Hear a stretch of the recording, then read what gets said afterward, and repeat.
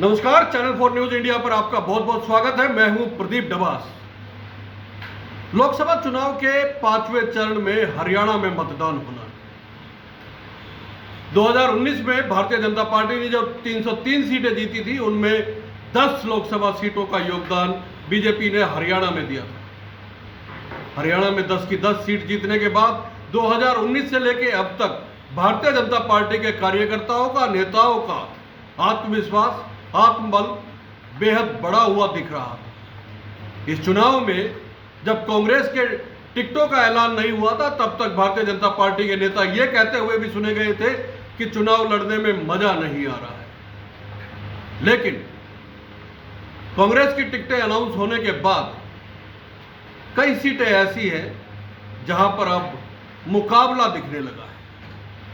निश्चित तौर पे जनतंत्र में चुनाव के दौरान अगर मुकाबला ना हो तो वाकई में मजा नहीं आता, क्योंकि जब मुकाबला होता है तो मुद्दों की बात होती है, जन सरोकारों की बात होती है, लोगों से जुड़े हुई समस्याओं की बात होती है, और उन बातों पे जो खरा उतरता है लोग उनको वोट देते हैं।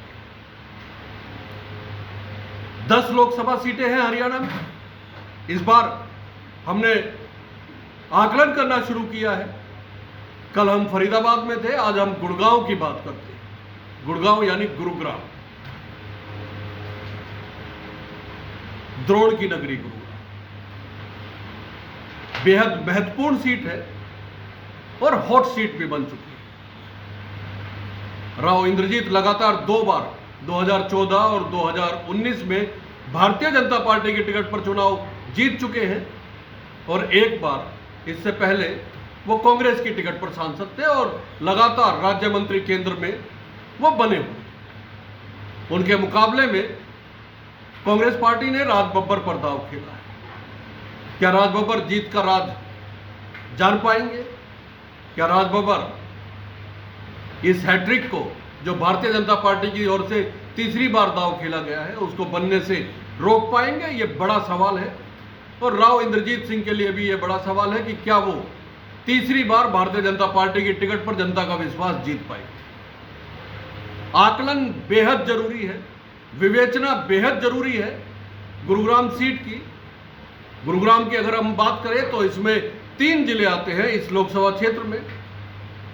गुरुग्राम की 4 सीटें आती हैं, गुरुग्राम, पटौदी, सोना और बादशाहपुर। इसके अलावा नूह की 3 सीटें आती हैं, फिरोजपुर जिरका, नूह और पुनाना, और रेवाड़ी की 2 सीटें आती हैं, रेवाड़ी और बावल। 3 जिलों को मिलाकर या 3 जिलों की 9 विधानसभा सीटों को मिलाकर लोकसभा क्षेत्र बनता है। और इस लोकसभा क्षेत्र में अगर समीकरणों की बात करें तो बेहद महत्वपूर्ण आंकड़े हैं। इस बार राव इंद्रजीत सिंह के लिए क्या हो सकता है, इसका अंदाजा इसी से लगाया जा सकता है कि राव इंद्रजीत सिंह ने पिछले कुछ दिनों में जो बयान दिए हैं, उससे लगता है कि इस बार मुकाबला थोड़ा टाइट होने जा रहा है, कड़ा होने जा रहा है। जीत इतनी आसान नहीं लग रही। आप खुद सुनिए, राव इंद्रजीत साफ कह रहे हैं कि रेवाड़ी तो उन्हें जिता ही देगा, गुड़गांव तो उन्हें जिता ही देगा। अगर मेवात उनकी जीत में थोड़ा योगदान कर दे तो और बेहतर हो।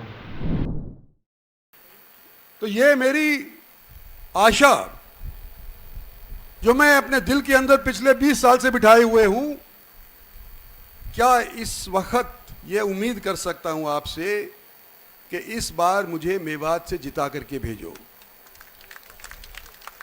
और जो मैंने पहले का जीतना, तो मेरे को लगता कि पहले से ज्यादा वोटों से मैं जीतूंगा। गुड़गांव से भी जीतूंगा, रेवाड़ी से भी जीतूंगा, पटौदी से भी जीतूंगा, सोने से भी जीतूंगा। पहले भी जीतता आया हूं, लेकिन इस बार मेरी मंशा है कि मैं मेवात से भी जीतूं। इसका साफ साफ मतलब यह है कि मेवात यानी नूह से राव इंद्रजीत को इस बार उम्मीदें कम लग रही हैं। उनको लग रहा है कि मेवात से उनका नाता अब उस तरीके का नहीं रहा है जो पहले थोड़ा बहुत सहारा उनको वोटों का मेवात या नूह से मिल जाता था। जातीय समीकरणों की हम बात करें तो इस लोकसभा क्षेत्र में सबसे ज्यादा 19% वोट अहीर वोट है, उसके बाद 17% वोट मुस्लिम वोट है। और यह माना जा रहा है कि अहीर वोट हो सकता है कि एक साथ जाए, लेकिन मुस्लिम वोट भी एक साथ ही इस बार यह मान के चला जा रहा है। जब से नूह हिंसा हुई है उसके बाद से राजनीति के जानकार, गुरुग्राम के जानकार ये मान के चल रहे हैं कि 2024 में मुस्लिम वोट जो 17% है वो कैंडिडेट के चेहरे पे नहीं पार्टी के नाम पे जा सकता है। ये बात मैंने इसलिए कही है कैंडिडेट के चेहरे के नाम पे क्योंकि इंडियन नेशनल लोकदल ने मुस्लिम चेहरा मैदान में उतारा है, लेकिन जानकार कहते हैं कि मुस्लिम चेहरे पे नहीं अब की बार पार्टी पे वोट होने जा रहे हैं। बड़ा सवाल है राव इंद्रजीत के लिए। राज बब्बर को यहां थोड़ा सा अगर हम मेवात की बात करें तो थोड़ी सी राहत मिलती हुई दिख रही है। वो अपना इलेक्शन अब गुरुग्राम और रेवाड़ी में संभाल सकते हैं।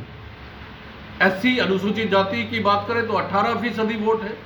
पंजाबी वोट ये महत्वपूर्ण है, पंजाबी वोट 8% है और राज बब्बर खुद पंजाबी समुदाय से आते हैं, तो ये वोट भी महत्वपूर्ण रहेंगे डिसाइड करने में कि गुरुग्राम अब की बार किसकी झोली में जा सकता है। पिछले कुछ दिनों में जिस तरह की खबरें आ रही थी कि राजपूत वोट भारतीय जनता पार्टी से नाराज चल रहा है, पश्चिमी उत्तर प्रदेश में देखा गया, इसके अलावा गुजरात में देखा गया और देश के कई इलाकों में देखा गया। राजपूत वोट 8% है।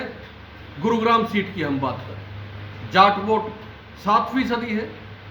और जाट वोट जिस तरीके से भारतीय जनता पार्टी से किसान आंदोलन और जो किसानों के साथ हिंसा हुई थी उसके बाद जाट मतदाताओं का जो मन है उसको आंकना राजनीति के जानकारों के लिए अब आसान सा लगने लगा है। कुछ लोगों का कहना है कि जाट वोट ये भी हो सकता है कि एक मुश्त जो है वो भारतीय जनता पार्टी के खिलाफ जाए। वैसे वोट भी 5% है। यह माना जा रहा है कि गुरुग्राम में ग्रामीण क्षेत्रों में भारतीय जनता पार्टी इस बार थोड़ी सी कमजोर लग रही है। राव इंद्रजीत सिंह थोड़े से कमजोर लग रहे हैं, लेकिन बावल में इस बार कड़ा मुकाबला होता दिख रहा है क्योंकि बावल में जाट वोट भी काफी है। तो दोस्तों मान के चला जा सकता है कि इस बार मुस्लिम वोट और अहीर वोट, क्योंकि अहीर वोट 19% है और 17% मुस्लिम वोट है, तो ये 2 वोटें गुरुग्राम का इलेक्शन तय करने जा रही है। इतना आसान भी नहीं है राव इंद्रजीत सिंह के लिए भारतीय जनता पार्टी पर तीसरी बार जीत दर्ज करना। यहाँ कांटे का मुकाबला बना हुआ है। जननायक जनता पार्टी की ओर से फाजलपुरिया को टिकट दी गई है, उनका जाट वोट कह सकते हैं या फिर युवाओं में थोड़ा बहुत प्रभाव है। मुस्लिम वोटों में 2024 में गुड़गांव लोकसभा सीट पे मुकाबला बेहद दिलचस्प रहने वाला है और ये कम से कम पिछले 2 जो चुनाव हुए हैं वैसा तो बिल्कुल नहीं रहने वाला, क्योंकि पिछले दो चुनाव थे वो लगभग एक तरफा से रहे थे, लेकिन अब की बार मुकाबला कांटे का बनता दिखाई दे रहा है।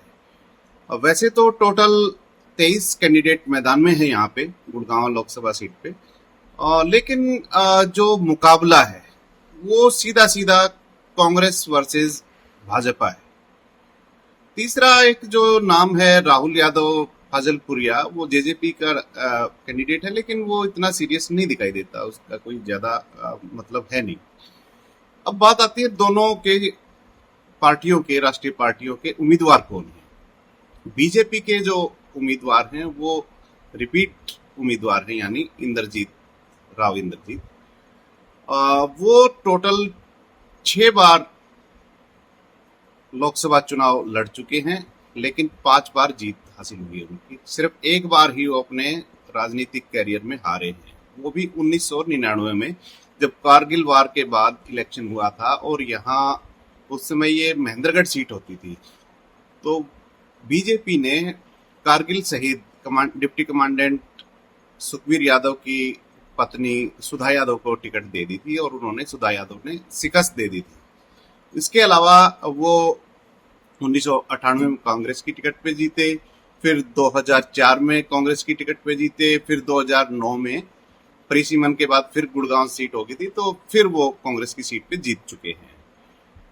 अब 2014 का जो इलेक्शन आया तो उससे जस्ट पहले वो बीजेपी में शामिल हो गए थे और 2019 और 2014 और 19 वो बीजेपी की सीट पे सांसद हैं। अब राज बब्बर की बात कर ली जाए, जो कांग्रेस के उम्मीदवार हैं, वो हालांकि हरियाणा से उनका नाता नहीं है, गुड़गांव से तो बिल्कुल भी नहीं, लेकिन वो एक कद्दावर सिने अभिनेता हैं, सुपरस्टार रहे हैं और 5 बार वो संसद में जा चुके हैं। 3 बार तो लोकसभा सदस्य के रूप में और 2 बार राज्यसभा के सदस्य के रूप में, तो कम उनको भी नहीं आंकना चाहिए हमें, अगर पूरी स्थितियों का ध्यान रखा जाए। पहली बात तो यह है कि कांग्रेस के पास राज बब्बर से ज्यादा सूटेबल कैंडिडेट इस सीट के लिए नहीं था। दूसरी तरफ बीजेपी के लिए भी राव इंद्रजीत का विकल्प नहीं था। अब बात आती है कि क्या रहने वाला है। देखो, ये तो समय बताएगा और वोटिंग होगी, उसकी काउंटिंग होगी, वो ही बता पाएंगे कि असली रिजल्ट क्या रहेगा। लेकिन वैसे चर्चा कर लेते हैं कि जो मैं ये समझता हूं कि अगर राव इंद्रजीत को 1999 वाली हार के बाद पहला जो तगड़ा कंपटीशन मिला था वो 2009 में था। बीएसपी के कैंडिडेट के रूप में जाकिर हुसैन लड़े थे यहाँ से और सिर्फ 84,000 वोटों का मार्जिन रहा था उनका दोनों के बीच में। 84,000 वोटों से राव इंद्रजीत जीत गए थे। उसके बाद 2016 में इंद्रजीत को 6,44,000 वोटें मिली थी बीजेपी के कैंडिडेट के रूप में और उस समय जाकिर हुसैन आईएनएलडी में आ गए थे। तो 2014 में 3,70,000 वोटें मिली थी जाकिर हुसैन को, यानी मार्जिन ज्यादा बढ़ गया था, 84,000 से ज्यादा हो गया था।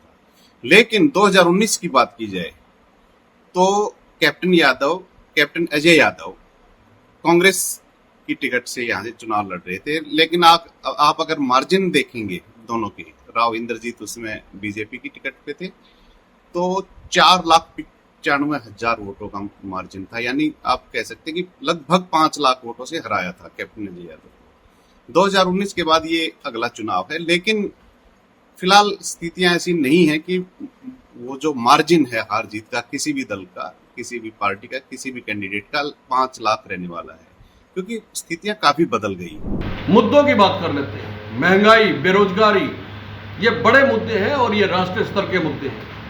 लेकिन क्योंकि अहिरवाल को सैनिकों की धरती कहा जाता है, तो यहां सबसे बड़ा मुद्दा अग्निवीर का है। इसको लेके राव इंद्रजीत सिंह को जवाब देना होगा। दूसरा जो बड़ा मुद्दा है वो अहिर रेजिमेंट को लेकर है, उसको लेकर भी जवाब देना होगा। और तीसरा जो सबसे महत्वपूर्ण मुद्दा है, जिसको लेकर देश ही नहीं दुनिया के अखबारों में सुर्खियां बनती रही है, वो है गुरुग्राम का जल भराव। लगातार से 10 साल से सांसद, केंद्र में राज्य मंत्री, और उसके बावजूद गुरुग्राम में जल भराव की समस्या का समाधान न होना, इसका जवाब तो जनता मांग सकती है और राव इंद्रजीत सिंह के पास इसका जवाब क्या होगा, यह बेहद महत्वपूर्ण है। हम कह सकते हैं कि गुरुग्राम, बादशाहपुर, पटौदी, सोना और पुनाना ये सीटें आती हैं, लेकिन नू हिंसा का असर यहां भी देखने को मिल सकता है।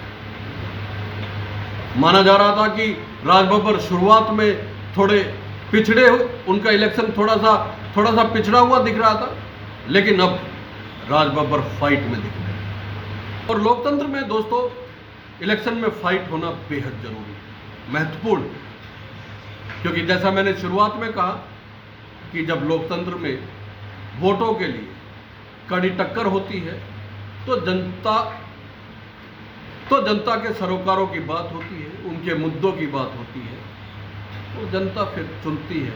तो कसौटी पर खड़ा करके। एक तो ये है कि ये सबसे बड़ी लोकसभा सीट है। अगर मतों की बात की जाए तो यहाँ लगभग 85,78,000 वोट हैं इस बार, जो अपने मताधिकार का प्रयोग करेंगे जो व्यक्ति, तो वो 25,78,000 है, तो बहुत बड़ी संख्या है। एक चीज और है कि लगातार एंटी इनकम्बेंसी बढ़ती जा रही है बीजेपी के प्रति, राव इंद्रजीत के प्रति। राव इंद्रजीत ज्यादा ध्यान देते नहीं, ज्यादा आना जाना रहता नहीं, क्योंकि राजसी खानदान से हैं, तो आम आदमी से उनका संपर्क इतना है नहीं। दूसरी तरफ राज बब्बर काफी एग्रेसिव कैंपेन चला रहे हैं, उनकी बेटी, उनके दामाद, उनका पूरा परिवार, और वो ये कह रहा है कि अगर यहाँ से जीत गए राज बब्बर तो वो 5 साल आपके बीच में ही रहेंगे। और उन्होंने छोटे छोटे मुद्दों पे घेरा है राव इंद्रजीत को, जैसे रक्षा मंत्री रहते हुए वो जो अहीर रेजिमेंट है उसको नहीं बनवा पाए। दूसरा जो गुड़गांव में है जो आयुध डिपो के 900 मीटर वाला मामला है, वहां पे आबादी को हटाया जाए, तो कह रहे हैं कि ये खुद रक्षा मंत्री रह चुके हैं, लेकिन ये उस मसले को हल नहीं करवा पाए। तो इस तरह के बहुत छोटे छोटे मुद्दे भी वो उठा रहे हैं और वो घेर रहे हैं इंद्रजीत को।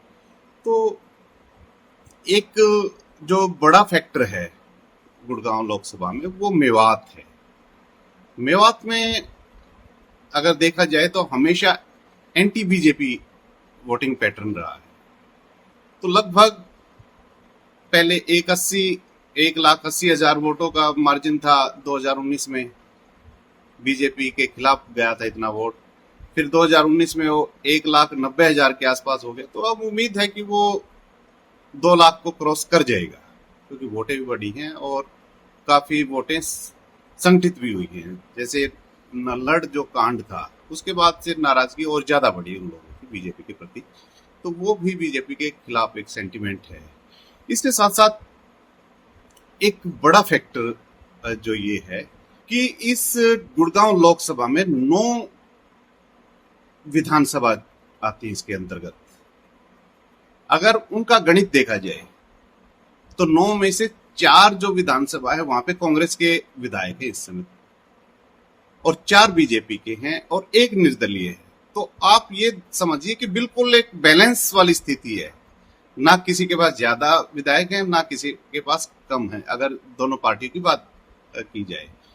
तो मुकाबला ये भी लगता है कि बराबरी पे ही छूटने वाला है अगर ये वोटिंग पैटर्न इस तरह का हो गया।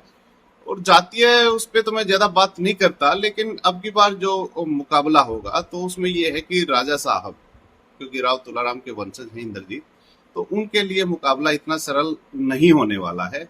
बाकी जीत कोई भी जाए, लेकिन लोगों को मजा आएगा, राजनीतिक विशेषज्ञों को भी मजा आएगा ये मुकाबला देखने के लिए। और आगे अपडेट इसी तरह मैं करता रहूंगा। एक और महत्वपूर्ण बात इसमें यह है दोस्तों कि शुरुआत में जिस तरह से कैप्टन अजय यादव की टिकट कटी और वो कांग्रेस में अपनी नाराजगी जता चुके थे, उन्होंने अपने कार्यकर्ताओं की मीटिंग भी बुलाई थी। उस समय राज बब्बर थोड़े अकेले पड़ते दिखाई दिए थे, लेकिन उसके बाद रेवाड़ी में कैप्टन अजय यादव ने राज बब्बर के हक में कई मीटिंगें की हैं, तो उनको रेवाड़ी में थोड़ी सी राहत मिलती दिख रही है। लेकिन ये राहत हम कह सकते हैं कि राव इंद्रजीत को नहीं मिल रही है। भूपेंद्र यादव हो, सुधा यादव हो, या भारतीय जनता पार्टी के बड़े नेताओं में राव नरबीर सिंह हो, रणधीर कापड़ीवास हो, उनके चुनाव में नजर नहीं आ रहे हैं, उनके लिए प्रचार नहीं कर रहे हैं। हालांकि पार्टी के जब बड़े नेता यहां आते हैं तो उनकी रैलियों में, जनसभाओं में ये लोग कहीं ना कहीं दिख जाते हैं, लेकिन मैदान में इस समय जैसे शुरुआत में राज बब्बर अकेले दिख रहे थे, इस समय राव इंद्रजीत सिंह अकेले दिख रहे हैं। और ये बात जनता के बीच में अगर जाएगी तो चुनाव में इसका क्या प्रभाव पड़ेगा ये देखना बेहद महत्वपूर्ण होगा। ये शो आपको कैसा लगा टिप्पणी करके बताइएगा, क्योंकि आपकी टिप्पणियों से, आपके कमेंट से हमारी राय भी बनती है। अच्छा लगा तो लाइक कीजिए, शेयर कीजिए और चैनल को सब्सक्राइब करना ना भूलें। बहुत बहुत धन्यवाद, नमस्कार।